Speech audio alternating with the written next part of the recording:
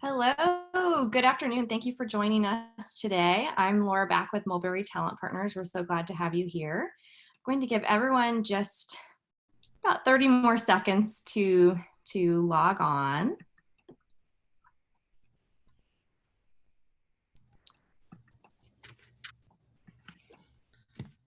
Okay, I think we can go on ahead and get started.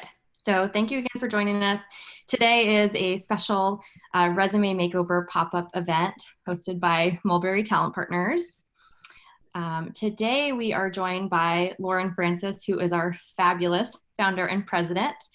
We launched Mulberry Talent Partners in June of 2017. So we just passed our 3-year anniversary this summer.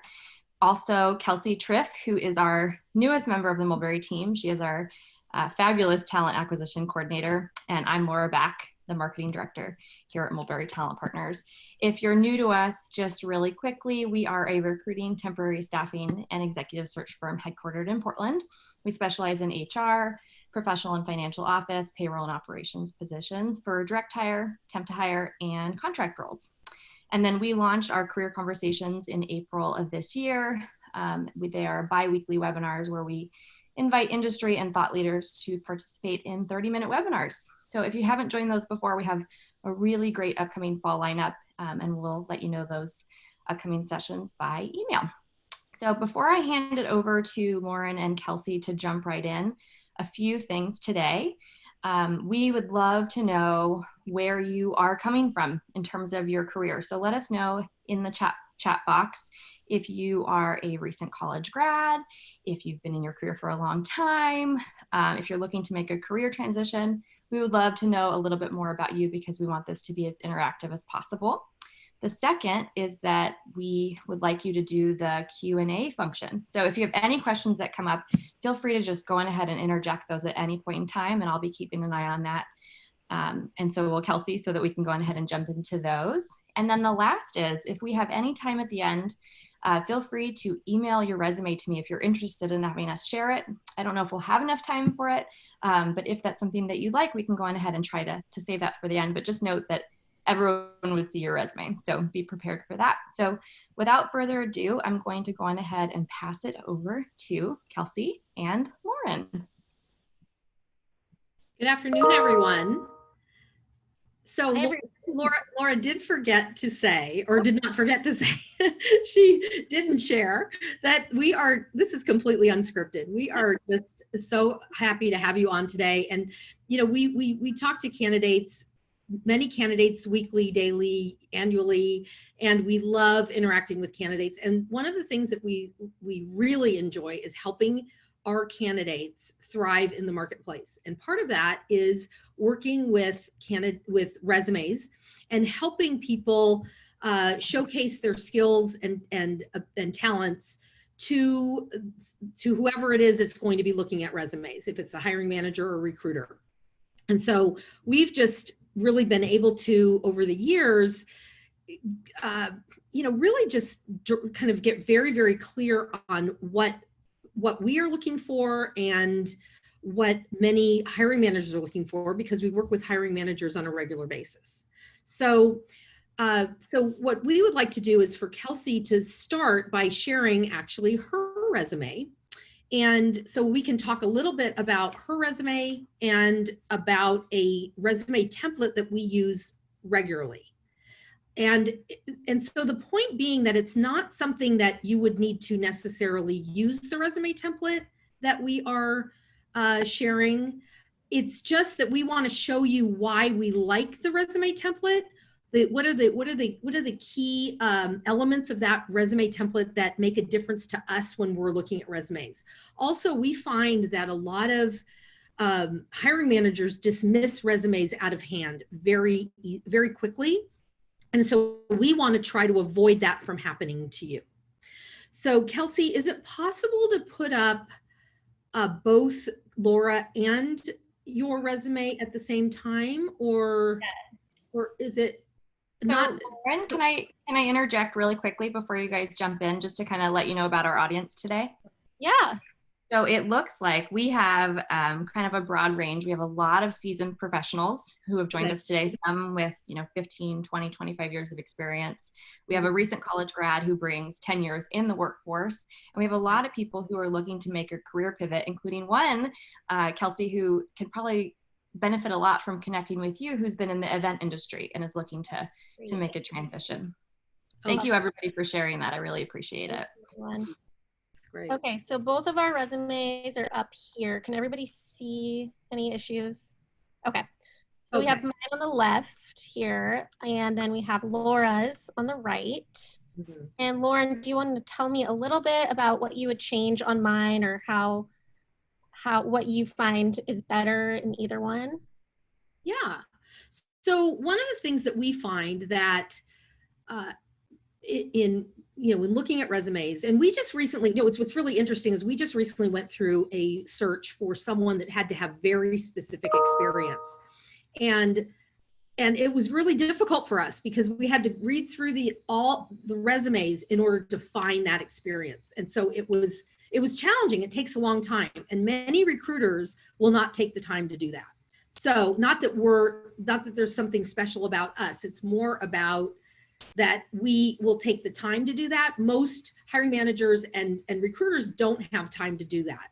So we just want to be really clear that it's very important to showcase and highlight your skill set so that the resume, the person reading the resume can capture your skills quickly. Now, in the resume to your right, which is actually a sample of Laura's resume, and so we use that Many years ago. we use this resume template regularly, and it helps. It just is something that we share with our candidates because it works. So, and then after we use Laura's resume and we look at Kelsey's resume, then we will show a resume that's at a maybe someone at a senior level. So first, let's go to Kelsey's resume. Let's look at it. What I like about Kelsey's resume is that she's listing, good details about her experience. What I see that I would change, for example, she's been at one company for 5 years, and she started as a receptionist, and then she grew into an executive assistant role, and then she went into an event specialist role.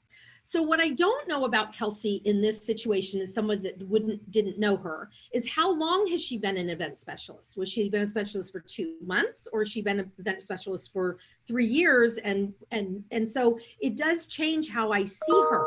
Is she at a junior level, or is she at more of a mid-level? So what I would recommend doing is to change her resume so that let's see, how would I do this? It's a little bit harder to do online, but for example, if you look over at Laura's resume and you look at university nannies, she's listed the entire, the years that she's worked at university nannies.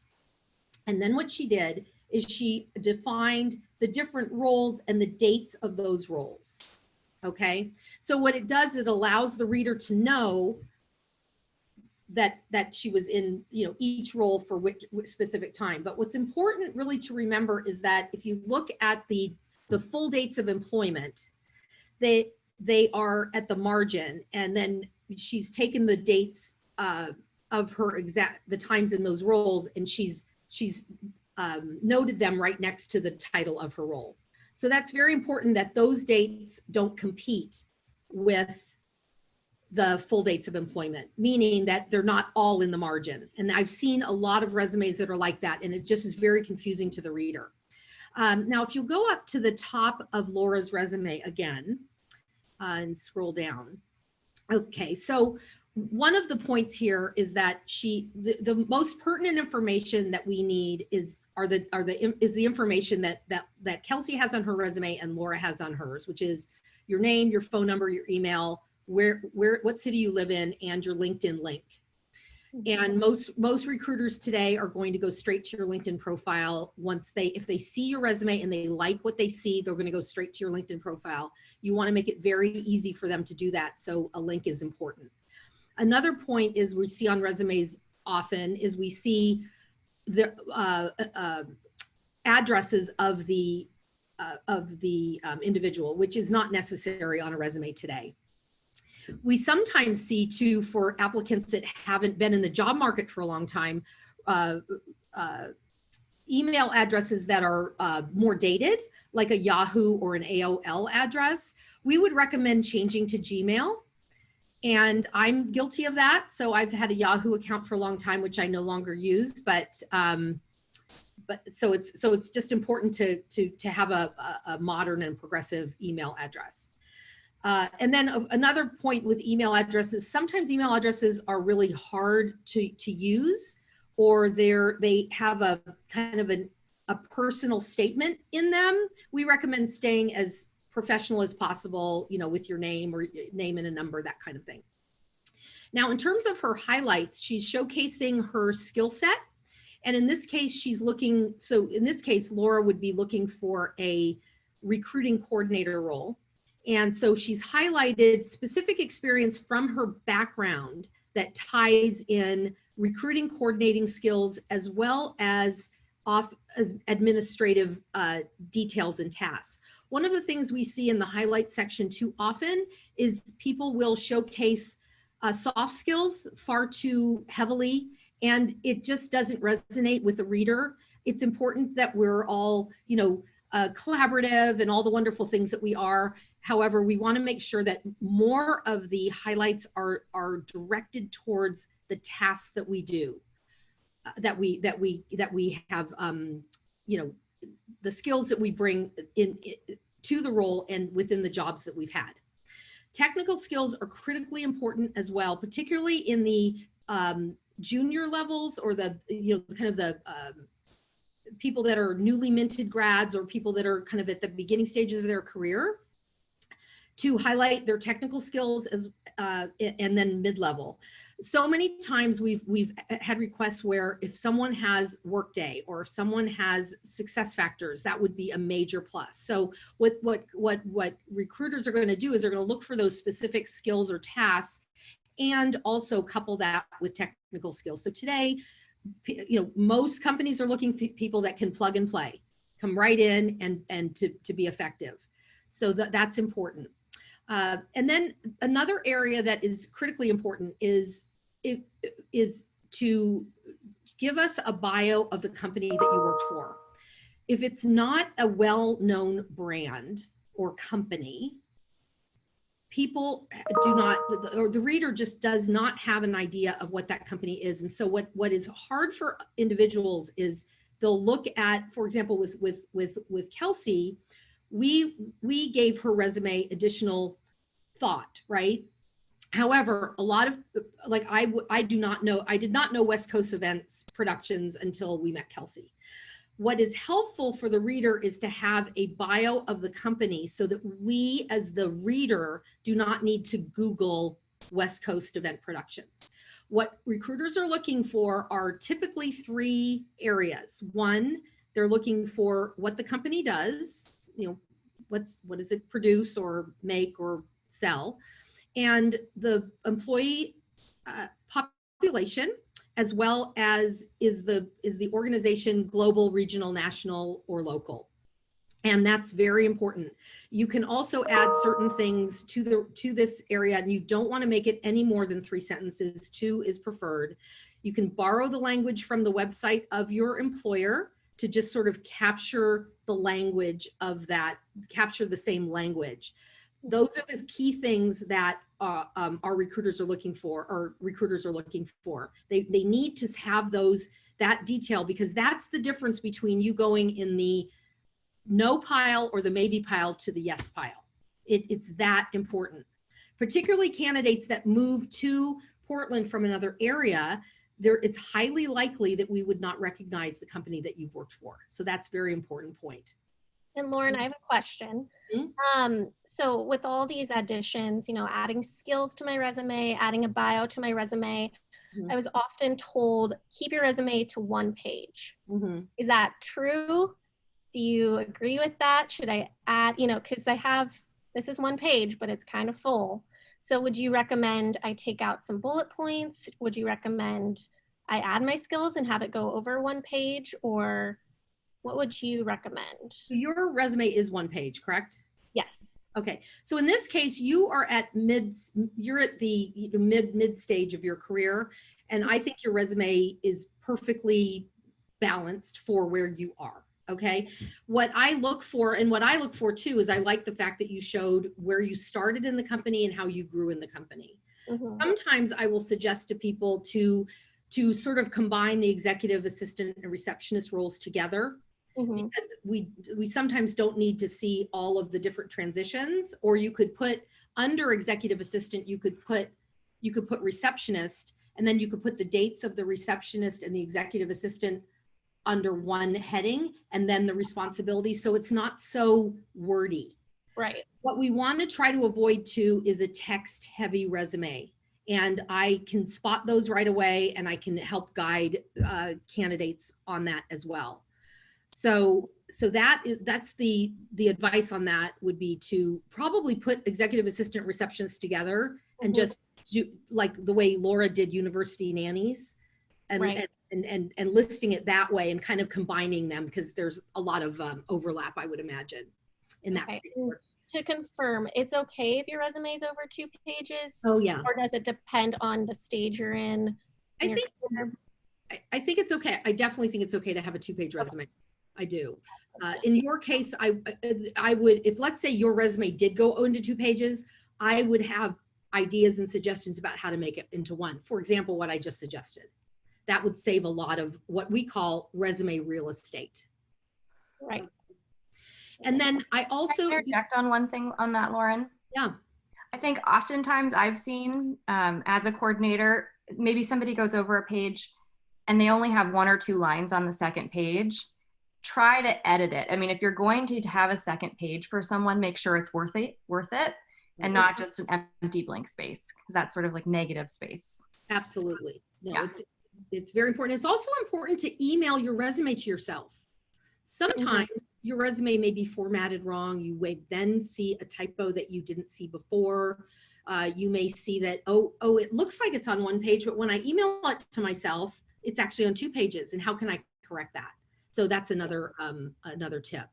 I also recommend in this particular resume, we've underneath where we put the bio of the company, it's italicized. Is that italicized? Yeah.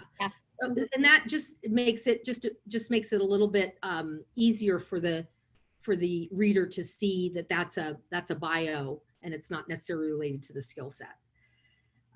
So I think that's probably all on this, I believe. So I wonder if there are questions at this point, or people would like to go into the senior level resume template. We do have a few questions. Okay. We have about 4. Okay. So first, there's one that says, did Kelsey use a Word template for her resume to include the contact icons in the top right-hand corner? I did use a Word template, but I purchased it off of Etsy. So that's how I got those icons. They're a little bit specialized. And what do you think about icons, Lauren? Are they unprofessional or? No, yours are very appropriate, and the size is right, and so on. So it does not, it doesn't affect the resume or take over the resume. Great. And then Lindsay's wondering if you can go to 3 pages at a director or over level. Definitely. Okay. Although I would want to look at the resume, because there probably are ways to consolidate. Not that you need to. However, it's worth a conversation. Right, absolutely. Leah's wondering if employers are looking for a quote plug and play candidate, how do candidates that are pivoting to a new industry stay competitive and get considered against those that are plug and play candidates? So a lot of that has to do with how you present yourself on your resume. We were working just yesterday, we were working with a candidate who worked for a company for 15 years, and she's had several jobs within the organization. Most of them were administrative roles, but her last 2 jobs in the last 10 years had a marketing title. and she's been looking for a job since January. And there is no reason in the world that she should not be working right now. And it just frustrates me to no end, because what she's doing is she's using her title. And what's happening is everyone, she sends it in for administrative positions, and she's being denied. So our recommendation in that particular case is for her to either change her title, which she can. The company's no longer in business, and so the thing is, changing your title is a tough thing to kind of figure out, because in some cases it really isn't something you can do. In other cases, many people, it depends on the size of the organization. Sometimes I've had candidates check in with their previous supervisor and ask them if they could make some adjustments to their titles so they could more accurately reflect their experience and their background. And then sometimes we see people, another suggestion that we have is, if your title is, let's imagine it's in this case, it was a marketing role. And so what she could do is then in parentheses right after her title, she could write role functions as a administrative assistant, so that the reader can see that she really is an administrative assistant. She's not necessarily a traditional marketing individual. Right. Great. And then we have another question that says, I've read recently you should submit a resume in Word and not as a PDF for machine reading purposes. Is that correct? I do not know. Laura, do you know the answer to that? You know, that's a really good question. I was reading that. I want to look into it a little bit more. I think that when you save your resume as a PDF, I think at least on a Mac, you're given two options, one that's best for printing and one that's best for web distribution. So let's do a TBA for that question, and I'll do a little bit more research today, and then I'll email the answer to attendees. Oh, that's great. Thank you for that. Yeah. Okay. All right. Should we have 3 more questions? What's that? We have 3 more questions. Oh, good. Let's keep going. Okay. Jill says, sometimes I'm asked for a 1-page overview of my background. Do you have examples of that? 1-page overview of your background. I believe that I guess what I'm assuming that is that they're looking for more detail of an overview, almost like a cover letter, but with less in paragraphs and more in highlights. So I might recommend a paragraph introducing your background overview that talks about maybe industry, the range of industries, the range of roles, the areas in which there's expertise, and maybe some specialty areas that might be of note. Then I would highlight both very specifically specialty areas that the individual has in their background, in addition to career highlights. For example, an implementation of some kind, or a marketing plan that was adopted and into the organization, or whatever it is. And I'm imagining that what people are looking for is something so they can really kind of sort of capture that individual as a candidate more fully. Great. Lindsay wants to know if Mulberry provides resume services. We do. We regularly work with candidates and help them with their resume. We provide resume templates, and we provide resume guidance. And typically we're not a resume writer. What we do is we really try to give an overall overview of a resume and provide you with a guide and suggestions about how we recommend changing your resume or making changes to your resume. And honestly, one of the things that I think is so important is you can't do this alone. People struggle with their resumes, and they're looking on the internet and looking at templates and trying to find it. It's really important to engage others, someone like myself, or you could use resume writers. We have 3 resume writers that we recommend regularly if people want to use a professional resume writer. what we do here is we look at your resume, we offer suggestions, and we share templates. Great. And then one more question, Liz says, when we get to the senior level resume, how do I avoid ageism? Okay. So a lot of that has to do with the length of your resume, many times. And many times in resumes, when we have the ageism come up, resumes are, there's too much information. And there are roles that could be, let's say, eliminated. Sometimes we see situations where someone has had a couple of roles that are we just don't need to, we don't need to put them on our resume. We may want to take some of that experience and add it to the bottom of the resume in a other experience category. And we tend to find that that makes a huge difference in how the resume is seen by the reader. Great. So let's bring up the senior level resume. Okay. So we could, because we happen to have a lot of people on the call that are in this. Okay. So in this particular resume, what we're looking at here is a candidate. This particular candidate is a benefits marketing consultant, and she is fabulous, and she really knows how to market and market herself.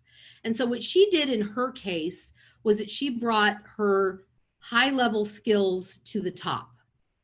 And so, for example, if you are a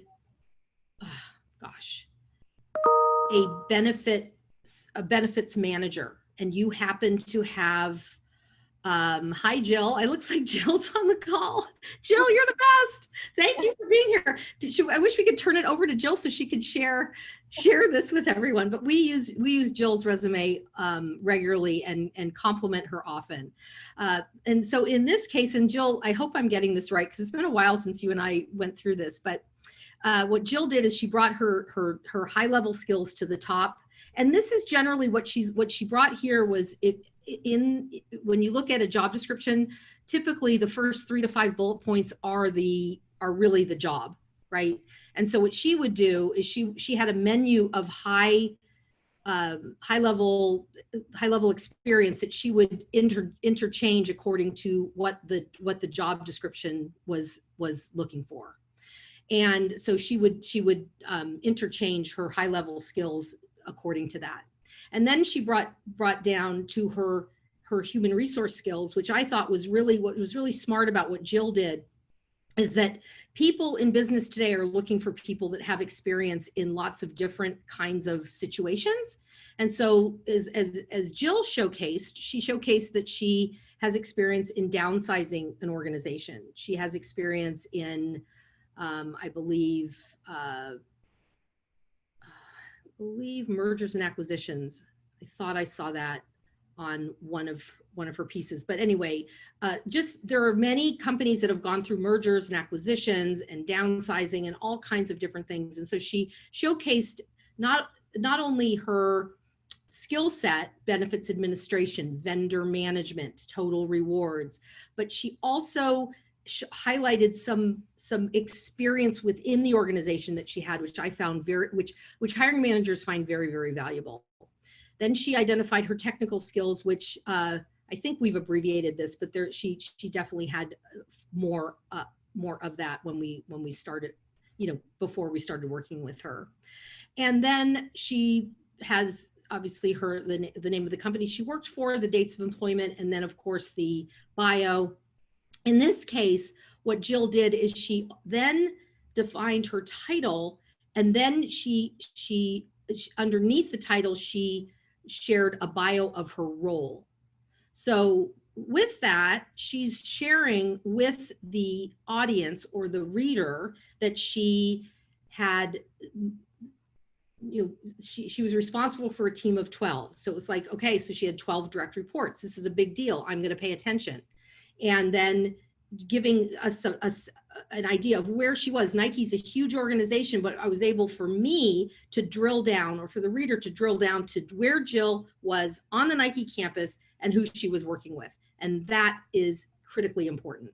And then she showcased her key results or responsibilities. Most usually at the senior level, you're going to want to showcase not just what you did every day, but what are the highlights of your career? What are the results that you achieved? And that is very, very important. And then she went on down with that similar process throughout her resume. So Jill's resume is one that we work with regularly, and so many people have found success with this resume. Thank you, Jill. So do we have additional questions from the audience at all at this stage? Oh, for some reason it's not working for me.